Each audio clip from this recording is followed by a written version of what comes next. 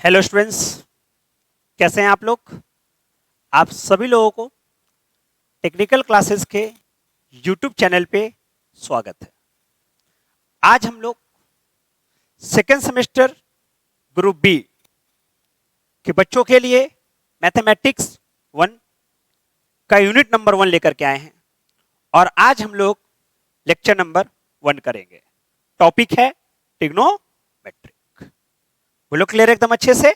चलो तो हम लोग क्या करते हैं कि अब देखते हैं, ठीक है, कि हम लोगों को क्या पढ़ना है यूनिट नंबर 1 में। ठीक है, तो चलो क्लास को स्टार्ट करते हैं ढंग से, समझ समझ के। स्टार्टिंग है एकदम जीरो लेवल से पढ़ाएंगे जैसे कि हम पहले आप लोगों को पढ़ाए हैं। ठीक है, यकीन मानिए आपको पढ़ के बहुत ही अच्छा लगेगा और आप हर चीज अच्छे से समझिएगा जरूर। ठीक है, तो चलिए भाई आते हैं और समझने का कोशिश करते हैं, है ना। टॉपिक क्या हम आपको बताएं, तो यूनिट नंबर 1 है। क्या है टॉपिक? नाम है ट्रिग्नोमेट्रिक। अच्छा, अगर मेरे दोस्त हम लोग ट्रिग्नोमेट्रिक की बात करें, किसकी बात करें? ट्रिग्नोमेट्रिक की, तो एकदम फील करेंगे और समझेंगे बात को कि ये है क्या। सबसे पहली और इंपॉर्टेंट बात क्या है कि देखिए,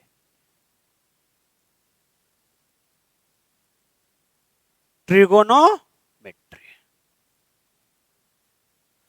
अगर हम ट्रिग्नोमेट्रिक को देखते हैं तो ट्रिग्नोमेट्रिक जो है वह 3 वर्ड से मिलके बना हुआ है। क्या है वो 3 वर्ड? वह 3 वर्ड है ट्राई गोन मेट्री। यह 3 वर्ड से मिलके बना है अपना ट्रिगोनोमेट्री। इस तीनों वर्ड का मतलब क्या है, यह भी तो बात समझना है। बिल्कुल, तो पहले ट्राई का मतलब होता है 3, गोन का मतलब होता है साइड्स, और मेट्री का मतलब होता है मेजरमेंट। कहने का मतलब यह हुआ कि जो 3 साइड से घिरा हुआ फिगर होगा उसका हम लोग मेजरमेंट करेंगे। कितने साइड से घिरा हुआ 3 साइड से, क्योंकि ट्राई का मतलब है 3, गोन का मतलब होता है साइड्स, और मेट्री का मतलब मेजरमेंट। तो जो 3 साइड से घिरा हुआ चीज है उसके मेजरमेंट के बारे में बात करेंगे। चमका कि भाई 3 साइड से घिरा हुआ चीज ट्रायंगल ही होता है। इसका मतलब ट्रिग्नोमेट्रिक में हम लोग ट्रायंगल के बारे में पढ़ते हैं। बिल्कुल, तो ट्रायंगल में कौन सी बात है पढ़ने वाली भाई, ये बात भी समझने वाली है। अच्छा, मान लेते हैं सिर्फ समझने के लिए कि ये कोई ट्रायंगल है। अगर ये ट्रायंगल है 3 साइड से घिरा हुआ है तो ट्रायंगल ही होगा। तो इसमें हम क्या पढ़ें, तो भाई इसमें सिर्फ पढ़ने वाली 6 ही बातें हैं। क्या क्या? 3 गो साइड और 3 गो एंगल। ओहो, मतलब ट्रिग्नोमेट्रिक में हम लोग ट्रायंगल के साइड्स और ट्रायंगल्स के एंगल के मेजरमेंट के बारे में पढ़ते हैं। बोलो क्लियर है? तो थोड़ा सा डेफिनेशन देखते हैं। यहां तक अगर बात समझ में आ रहा होगा तो थोड़ा सा डेफिनेशन को देखते हैं कि हाँ क्या बोल रहा है। Definition simple. क्या डेफिनेशन बोली से सुनेंगे? बोलता है trigonometric, the trigonometrics deals with the measurement of sides and angle of the triangle. Trigonometric क्या है? तो डील्स विद द, डील करता है किसके साथ? तो मेजरमेंट के साथ। किसका मेजरमेंट? तो साइड और एंगल। किसका? तो ट्रायंगल का। बोलो क्लियर है? अच्छा, तो हम लोग क्या करते हैं ना कि साइड को भी साइड में ही रखते हैं और हमला बोलते हैं एंगल के ऊपर। फिर से ये बात तो कॉन्सेप्ट क्लियर हो गया कि भाई ट्रिग्नोमेट्रिक में हम लोग मेजरमेंट करेंगे साइड और एंगल किसके, ट्रायंगल का। तो जो साइड से उसको साइड में रखते हैं और मुद्दा उठाते हैं एंगल का। बोलो क्लियर है? तो क्या है वो एंगल, थोड़ा सा इसको भी समझते हैं कि एंगल के बारे में क्या जानना है भाई, ऐसी क्या सी चीज है एंगल के बारे में। तो भाई हेडिंग डाला गया एंगल इन ट्रिग्नोमेट्रिक। ट्रिग्नोमेट्रिक में एंगल क्या होता है, ध्यान से सुनना। मान लो ये कोई एक रे है, क्या है ये, कोई एक रे है। इनिशियल पोजीशन बोलो, ये किसी कारणवश यहां पर ये फिक्स है, ये किसी कारणवश यहां से घूम के और ऐसे हो गया। यही वाला पहले ओए था, अब ये घूम के यहां गया तो इसका नाम हो गया ओबी। तो इसको हम बोल देंगे इनिशियल रे। क्या बोलेंगे, इनिशियल रे। अच्छा, और इसको हम क्या बोलेंगे, फाइनल रे।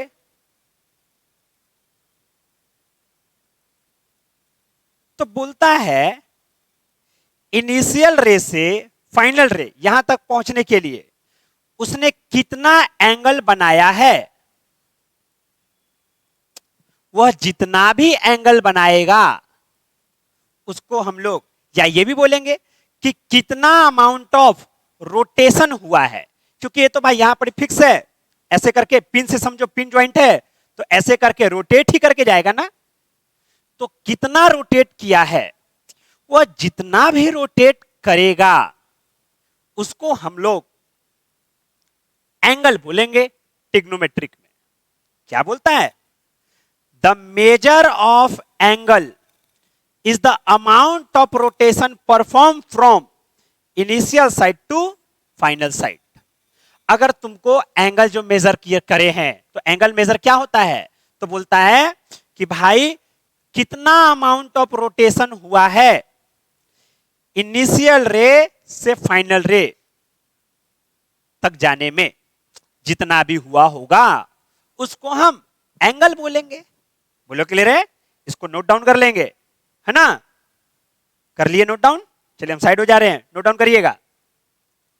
बहुत बढ़िया, ठीक है भाई। अब सवाल ये नहीं है कि एंगल क्या होता है, सवाल ये था कि साइन क्या होता है एंगल का। ध्यान से सुनिएगा, एंगल का साइन मायने रखता है बाबू। साइन एंगल का बहुत ही इंपॉर्टेंट है। इसकी साइन पॉजिटिव भी होती है एंगल की, इसकी साइन निगेटिव भी होती है। अच्छा भाई देखते हैं ना, अब ध्यान से सुनिएगा। बोलता है कि मान लो वो इनिशियल रे है और मान ले ये चला गया यहां पर, तो देखो कैसे रोटेट करके गया है, ऐसे रोटेट करके गया है, गया कि नहीं। देखो ये इनिशियल पोजीशन था और ये फाइनल पोजीशन है, तो भाई ये रोटेशन कैसे हुआ है, क्लॉकवाइज। तो बोलता है angle form by anti clockwise rotation, वह एंगल जो एंटी क्लॉकवाइज मतलब घड़ी के विपरीत दिशा में, घड़ी के विपरीत दिशा में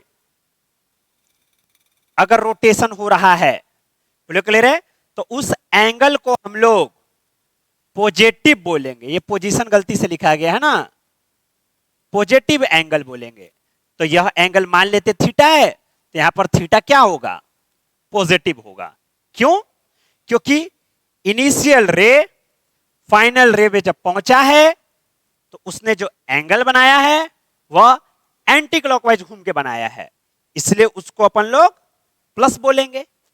अब याद करना, जब तुम लोग छोटे थे 9th-10th में, तो सर बोलते थे कि 60 डिग्री का कोण बनाओ, तो तुम क्या करते थे, ऐसे चाप लेते थे, ऐसे करके ऐसे ना बनाते थे, ऐसे लेते थे 60 डिग्री। कितना बच्चा ऐसे बनाता था, ऐसे लेता था, ऐसे बनाता था, नहीं, सब बच्चा ऐसे ही बनाता था। तो इसलिए तो 60 प्लस में ना था, इसलिए तुम लोग ऐसे बनाते थे, इसलिए पॉजिटिव लेते हैं, एंटी क्लॉकवाइज घूम गए मतलब पॉजिटिव लेंगे। अच्छा, दूसरी बात बोलता है angle form by clockwise rotation, है ना। बोलता है मान लो ये है इनिशियल रे और ये चला गया इधर फाइनल रे बन करके, ऐसे गया। अरे भाई ये इनिशियल था तो फाइनल यहां पर, तो ऐसे नहीं जाएगा, ऐसे गया, मान लेते हैं ऐसे गया। तो ये जो रोटेशन हुआ है वह रोटेशन कैसा हुआ है, तो यह रोटेशन क्लॉकवाइज हुआ है। तो क्लॉकवाइज जब रोटेशन होगा तो एंगल को अपन लोग जो बोलेंगे वह नेगेटिव एंगल बोलेंगे। सिंपल सी बात है, छोटा छोटा टाइम लग रहा है समझाने में, लेकिन यकीन मानिए ये सब बहुत छोटा छोटा चीज है जो आगे बहुत बड़ा बड़ा काम करेगा ये। तो यहां तक बेसिक बात क्लियर हो गया। अच्छा, तो एंगल पॉजिटिव कब होगा, एंगल नेगेटिव कब होगा, हम लोगों को पता चल गया है। आप लोग नोट डाउन करते रहिएगा, हालांकि पीडीएफ तो देंगे ही हम, बिल्कुल। अच्छा, एक और बात बताइए तो मेरे को, सुनिएगा। अब हम लोग को पढ़ना है ना क्वाड्रेंट के बारे में। बिल्कुल सही बात, बिल्कुल सही बात कि सब छोटा छोटा चीज है। हम पहले बेसिक पढ़ाएंगे हम, उसके बाद ही बढ़िया चीज पढ़ाएंगे। पहले बेसिक सीखना बहुत जरूरी है मेरे कॉन्सेप्ट से, ठीक है। अच्छा, तो क्या बोलता है ना कि तुम क्या करो कि एक वर्टिकल लाइन लो, इसको बोलते हैं वर्टिकल लाइन, इसका नाम दे देते हैं वाई वाई एक्सिस, नाम दे दिए हैं सिर्फ समझने के लिए। ये हॉरिजॉन्टल लाइन हो गया एक्स एक्सिस, और ये हो गया ओरिजिन ओ, ठीक है। अब सुनते हैं, मान लेते हैं सिर्फ समझने के लिए कि ये है इनिशियल रे, ये है इनिशियल रे, ठीक है। अब ये इनिशियल रे कुछ देर बाद घूम करके यहां पर आ गया, ऑब्वियस सी बात है। ये जो घूमा है वह इस तरीके से घूमा है, थीटा, बिल्कुल। तो हम बोलेंगे कि ये जो एंगल बनाया गया है वह एंगल फर्स्ट क्वाड्रेंट में है। क्यों? क्योंकि भाई ये जो एंगल बनाया गया एंगल है, क्योंकि अपने को पता है ये अगर ये रे इनिशियल ये है, अगर घूम करके यहां आ जाता तब एंगल कितना बन जाता, सोचो ना, इमेजिन करो, सिर्फ इमेजिन करना कि अगर ये रे यहां पर आ जाता तब साफ पता है कि एंगल 90 डिग्री हो जाता। चूंकि हम लोग को यह बात पता है कि वो वहां तक नहीं गया है, मतलब ये जो एंगल है यह एंगल फर्स्ट क्वाड्रेंट में है, क्योंकि 90 से ये छोटा है और 0 से बड़ा है, ठीक है। क्योंकि एंगल तो 0 से तो बड़ा ही है ना। तो क्या देखें हम लोग कि अगर कोई भी, ध्यान से सुनना, ध्यान से सुनिएगा, अगर कोई भी रे, मतलब टर्मिनल रे, जिसको फाइनल रे बोल रहे हैं हम लोग, अगर कोई भी रे एक्स ओ वाई के अंदर हो, एक्स ओ वाई के अंदर में हो, मतलब इस बॉक्स में हो, तो हम बोलेंगे कि एंगल फर्स्ट क्वाड्रेंट में है।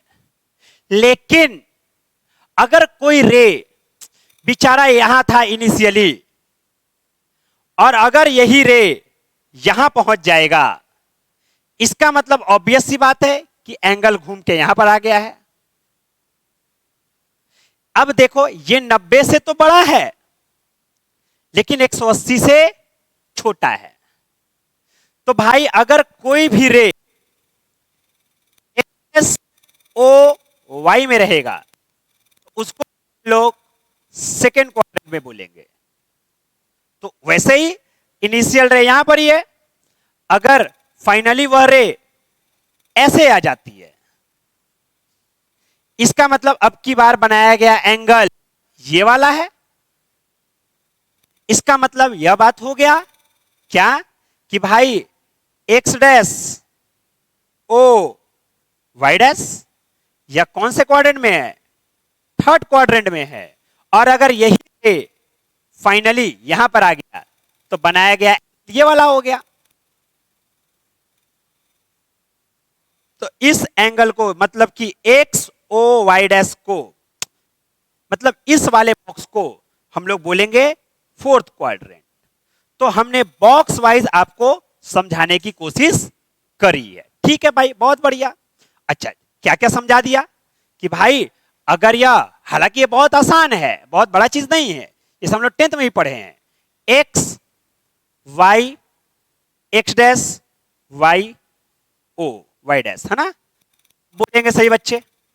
यह हो गया मामला फर्स्ट क्वाड्रेंट का, यह मामला सेकेंड क्वाड्रेंट का, यह मामला थर्ड क्वाड्रेंट का, यह मामला फोर्थ क्वाड्रेंट का। अच्छे से समझ में आया होगा।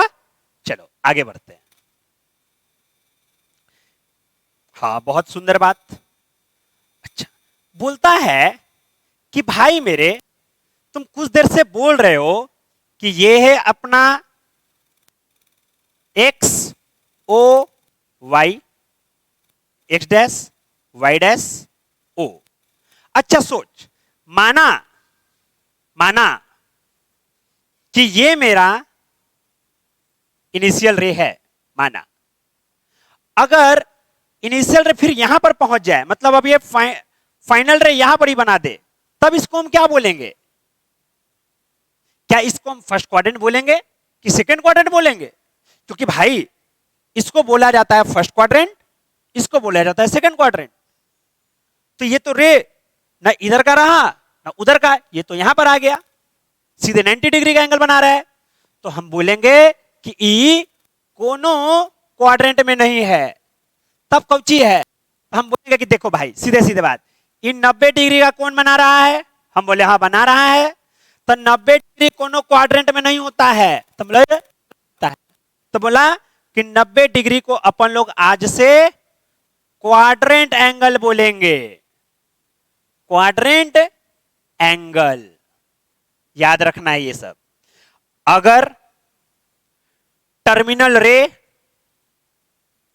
किसी एक्सिस के साथ कॉन्साइड कर जाता है, टकरा जाता है, तब वह कोई क्वाड्रेंट में नहीं होता है, उसको हम लोग क्वाड्रेंट एंगल बोलते हैं। क्या बोलिस?